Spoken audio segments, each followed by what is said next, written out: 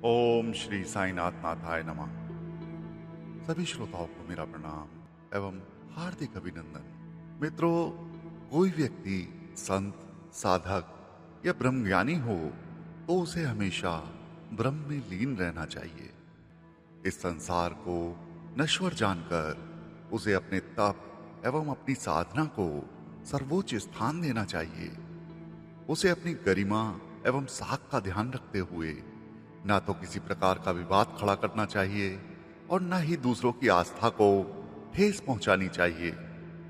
कोई धर्म यह नहीं कहता कि दूसरा धर्म कलुषित है।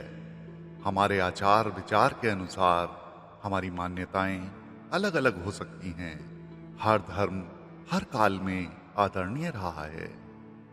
प्रवर्तक एवं सद्गुरु भी आदरणीय रहे हैं, अतः हर काल में उनका आदर होना चाहिए। एक साधारण से साधारण इंसान भी किसी गुरु को नमस्कार कर उसका आदर करता है, तो फिर एक योगी व ज्ञानी व्यक्ति किसी धर्म या गुरु की अवहेलना कैसे कर सकता है। हर इंसान को चाहिए कि वह अहंकार रहित होकर ईश्वरीय कार्य करे, उनकी भक्ति करे एवं ईश्वरीय गुण से युक्त हो, ताकि एक दिन वह स्वयं शिव तत्व को प्राप्त कर सके। श्री साईं बाबा ने कहा कि किसी तरह के वाद विवाद में मत पड़ो, किसी की निंदा मत करो। जो दूसरों को बुरा भला कहता है वह दूसरों को दोष मुक्त करता है और अपने हृदय को अपवित्र करता है। साईं पापियों के पाप भी नष्ट कर देते हैं। वे सैकड़ों जन्मों के संचित दोष भी छीण कर देते हैं। ऐसे देवों के देव की हमेशा पूजा होनी चाहिए। उनके श्री चरणों को धो धो कर पीना चाहिए, ताकि हमारे संचित दोष दूर हों और अंतःकरण पवित्र हो। मित्रों, साईं दाता हैं, त्राता हैं। उन्होंने दुनिया का कल्याण किया, आज भी कर रहे हैं और भविष्य में भी करते रहेंगे। ऐसे देव को कोई क्यों ना पूजे, उनके चरणों में कोई क्यों ना जाए, उनकी शरण कोई क्यों ना स्वीकार करे। साईं सच्चे सद्गुरु हैं। सद्गुरु की महिमा का बखान वेद, शास्त्र, पुराण, आगम, निगम, उपनिषद आदि भी पूरी तरह से नहीं कर सके। सद्गुरु के लोकोपकार का विवेचन कर पाना शब्दतीत है।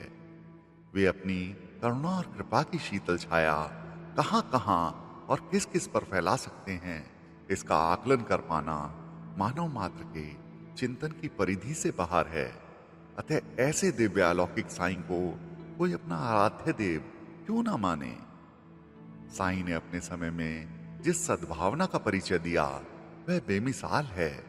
उन्होंने जाति, धर्म, मजहब, पंथ, वर्ग, उच्च नीच आदि के भेदभाव को कोई प्रश्रय नहीं दिया और अपने पास आने वाले भक्तों को भी इन संकीर्णताओं से दूर रखा।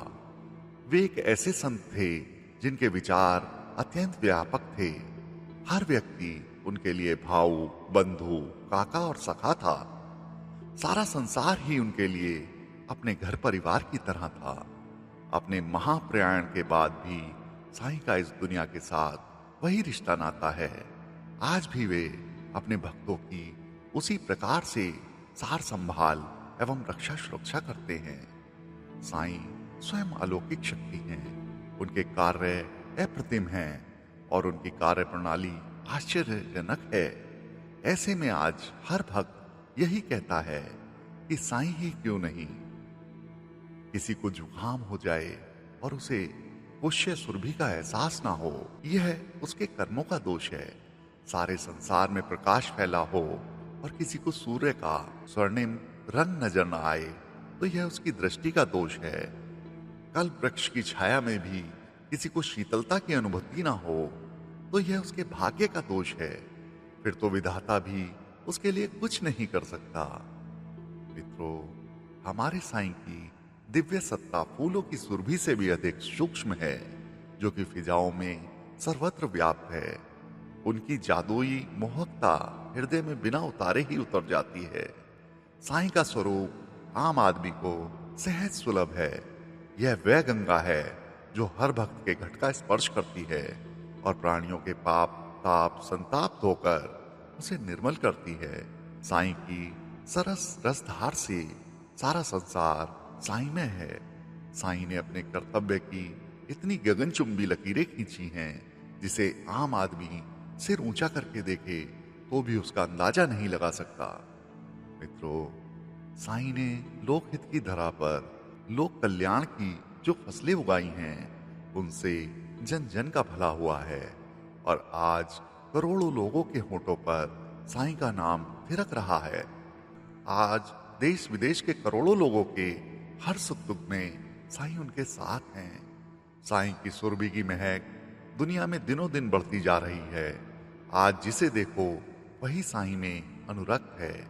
आज जिधर देखो वही साईं का भक्त है। साईं आस्था है, अटूट विश्वास है, यही भगवान की परिभाषा है। तो मित्रों, श्री साईं बाबा संदेश में आज बस इतना ही। बाबा सबका भला करें। ओम साईं राम।